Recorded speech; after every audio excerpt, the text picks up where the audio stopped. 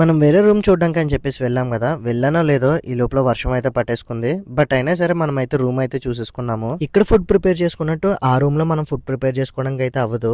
అందుకని చెప్పి చెక్అవుట్ చేయక ముందే మనం అయితే ఇక్కడ ఫుడ్ ప్రిపేర్ చేసుకుందాం అని చెప్పి మ్యాగీ అయితే వండుకుంటున్నాను ఇక్కడే. ఎప్పుడు మ్యాగీ ఒకేలాగా ఏం తింటామని చెప్పేసి కొత్తగా ట్రై చేద్దామని చెప్పి ఎగ్స్ తెచ్చుకొని ఎగ్ నూడిల్స్ టైప్ ట్రై చేశాను. టేస్ట్ అయితే మాత్రం సూపర్ వచ్చింది. ఇంక ఇది తినేసి బ్యాగ్స్ ప్యాక్ చేయడం అయితే స్టార్ట్ చేశాను. ఈ ప్యాక్ చేయడానికి మాత్రం సరదా తీరింది. ఎక్కడ పడితే అలా పడిచేసాను. అవన్నీ సర్దడానికి సరదా తీరిపోయింది. ఇంక ఈ బ్యాగ్స్ కిందకు మోసుకురావడానికి మా తాత అయితే దిగి వచ్చాడు. ఇంక ఇక్కడ చెక్అవుట్ చేసి 1200 పే చేసేసి మనం కొత్త రూమ్ కి అయితే వచ్చేసాము. ఇది వచ్చేసి ఒక హాస్టల్, ఈ బ్రోనే రన్ చేస్తున్నారు. ఇంక ఈ బ్రోకి మనం ఓలా మీద వచ్చామని చెప్తే షాక్ అయిపోయారు నిజంగా.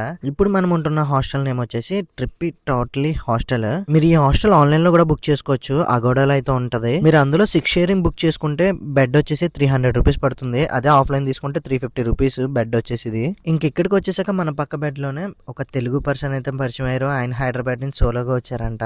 ఇంకా ఆయనతో మాట్లాడితే మాత్రం నాకైతే భలే అనిపించింది. నిన్నంతా ఒక ఒంటరిగా ఉండి ఈ రోజు ఇక్కడికి వచ్చినాకే హ్యాపీగా అనిపించింది.